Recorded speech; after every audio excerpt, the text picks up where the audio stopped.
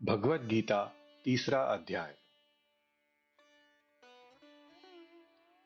पिछले अध्याय में श्री कृष्ण ने ज्ञान और स्थिर बुद्धि का मार्ग समझाया था। अब अर्जुन के मन में एक प्रश्न उठता है, यदि ज्ञान श्रेष्ठ है तो आप मुझे इस भयानक कर्म में क्यों लगाते हैं? श्री कृष्ण उसे धैर्य से समझाते हैं, केवल कर्म छोड़ देने से कोई कर्म से मुक्त नहीं होता। वास्तव में कोई भी एक क्षण भी बिना कर्म किए नहीं रह सकता। इसलिए सही मार्ग यह है कि अपना कर्तव्य करते हुए मन और इंद्रियों को संभाला जाए। जब कर्म किसी ऊंचे भाव से किया जाता है तो वही बंधन नहीं, साधन बन जाता है। यह सारा जगत एक क्रम से चलता है और उस क्रम को बनाए रखना ही हमारा दायित्व है। इसलिए कर्म से भागना नहीं, बल्कि सही भाव से कर्म करना, यही कर्म योग है। अर्जुन ने कहा, अहो जनार्दन, कहते हो तुम कर्म से बुद्धि श्रेष्ठ उच्चतर। हे केशव, तब क्यों आयो जे मेरे लिए कर्म अति भयकर। वचन आपके उलझनकारी, मोहित दुविधा में पड़ जाऊं। एकमात्र वह मार्ग बताएं जो निश्चित उद्धारक पाऊं। श्री भगवान ने कहा, हे अनघ सुनो, इसी लोक में मैंने दोनों पंथ बताए। सांख्य चले हैं ज्ञान मार्ग पर, कर्म मार्ग योगी अपनाए। केवल अपना कर्म त्याग कर निष्काम कर्म ना पाओगे, और मात्र संन्यास से कभी परम सिद्धि को ना जाओगे।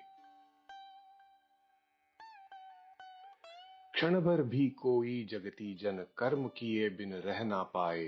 प्रकृति और गुणों के वश में पराधीन वह करता जाए। कर्म इंद्रियां रोधित रखकर मन ही मन ललचाता जाए। विषय भोग में चित्त लगाए, मिथ्याचारी वह कहलाए।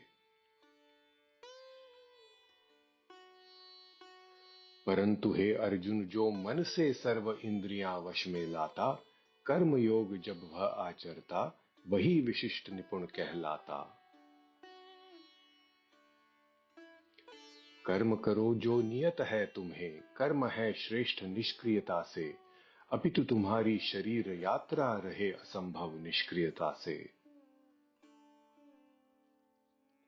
बंधता रहे कर्म करे जो, यज्ञ से अन्य हेतु मानकर। अहो कौन्तेय, निरासक्त हो कर्म का यज्ञ हेतु मानकर। प्रजा रचाता यज्ञ रचाता, तब कहता रचना कर धाता। कामधेनु है यही व्यवस्था, पुष्टिकरण यही करवाता। देव पुष्टि इस प्रकार करते, उनसे तुम ही पुष्टि पाओगे। इस आपसी पुष्टिकरण से परम श्रेष्ठ पद को जाओगे। यज्ञ पुष्टि से यही देवता मनोकामना पूरी करते। जो यज्ञार्पण बिना भोगते, मानो तुम वे चोरी करते। यज्ञ करे जो शेष भोगता, संत सभी पापों को हरता। यज्ञ बिना जो स्वार्थी खाता, पेट पाप से लोभी भरता।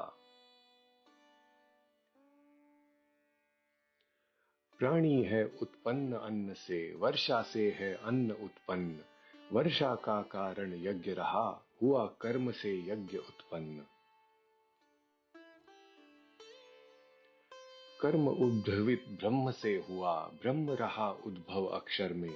अक्षर ब्रह्म सर्वदा व्यापक, स्थापित अक्षर ब्रह्म यज्ञ में। ऐसा चक्र चलाया, इसका अनुसरण जो नहीं कर पाता। कामुक व्यर्थ करे वह जीवन, अहो पार्थ पापी कहलाता। अपितु सदा जो रहे आत्मरत, आत्मतुष्टि जो सदैव भाता। संतुष्ट रहे आप में सदा, सर्व कर्म परिसमाप्त पाता। निरासक्त जो किए गए से, विरक्त जो ना किए गए से। सर्वदा रहे स्वाधीन वही, जगत से तथा जगती जन से। इसीलिए कर्तव्य करो तुम, सदैव आसक्ति रहित रहकर। निरासक्त जो कर्म करे, वह परम धाम पहुंचे अति सुख कर। प्राप्त हुई संसिद्धि कर्म से, जनक आदि को यही जानकर। रक्षक हो तुम प्रजा संग के, कर्म करो तुम यही मानकर। आगे श्री कृष्ण कहते हैं, जो श्रेष्ठ व्यक्ति करता है, लोग वही करते हैं। इसलिए ज्ञानी भी कर्म करता है, ताकि सही मार्ग बना रहे और जीवन का संतुलन ना टूटे।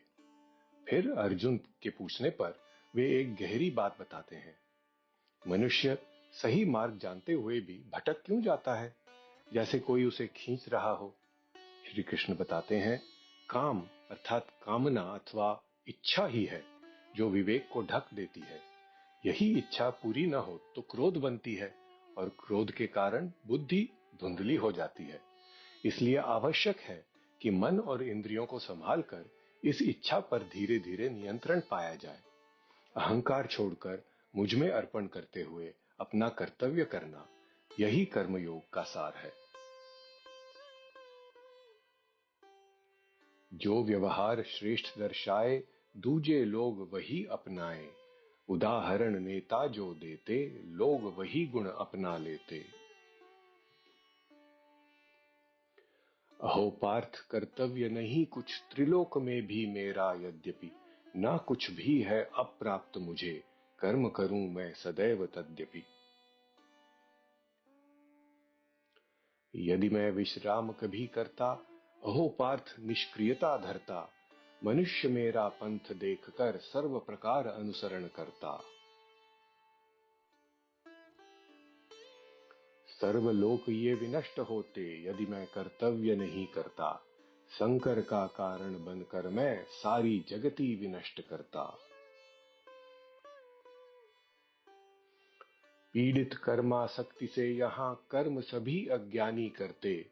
अनासक्त ज्ञानी है भारत, जगती हित चिंतक हित करते। कर्मनिष्ठ अज्ञानी जन में, ज्ञानी बुद्धि भेद ना करते। कर्मों में उनको लगवाते, समता बुद्धि स्वतः आचरते। प्रकृति और गुणों का संगम, कर्म लगा है सब करवाने। अहंकार से मोहित मनुष्य, मैं करता हूं ऐसा माने। हे महाबाहु ज्ञानी जाने, गुण कर्मों का यही विभाजन। गुणों में गुणों का है वर्तन, रहता उसका अनासक्त मन। प्राकृतिक गुणों से हो मोहित, गुण कर्मों में उलझन धरते। ऐसे मंद बुद्धि लोगों को, तत्वज्ञ नहीं विचलित करते। सन्यासी अध्यात्म वृत्ति से, मुझ में सर्व कर्म अर्पित कर। मुक्त अपेक्षा अहंकार से, योधन मनस्ताप विरहित कर। जो मानव जन सदैव मेरी, शिक्षा यही अनुसरण करते। श्रद्धावान अनसूय रहते, सब कर्मों का बंधन हरते। परंतु असूय अनिष्ठ है जो, शिक्षा नहीं अनुसरण करते। सर्व ज्ञान से विमूढ़ रहते, अचेत अपना विनाश करते। प्रकृति हो जैसी वैसा ही, ज्ञानी जन भी कर्म करें सब। जीव स्वभावाधीन सदा जब, निरोध का है लाभ कहां तब।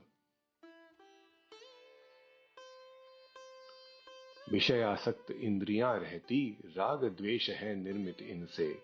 ऐसे दोनों यही शत्रु हैं, स्वाधीन रहो सतर्क इनसे। भले विगुण हो स्वधर्म तब भी, भला हुआ दूजे से बढ़कर।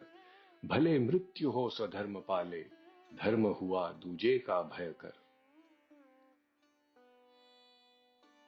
अर्जुन ने कहा,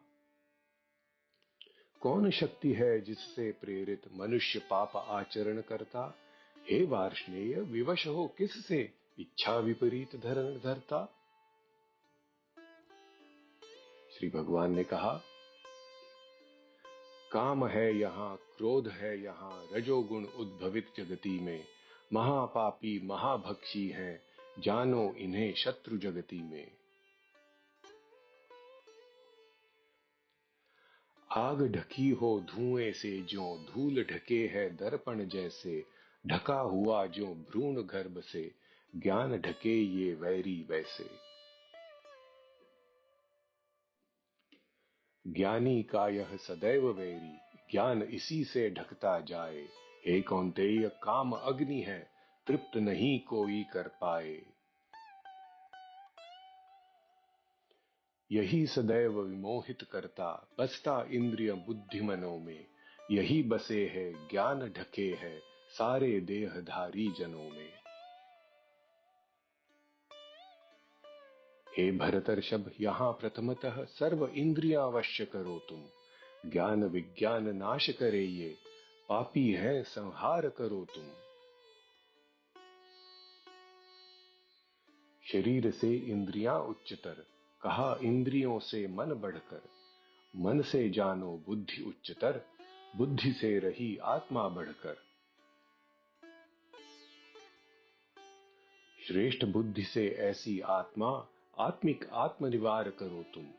हे महाबाहु, काम रूप अरि है दुस्तर, संहार करो तुम। यहां समाप्त हुआ भगवद गीता का तीसरा अध्याय, कर्मयोग।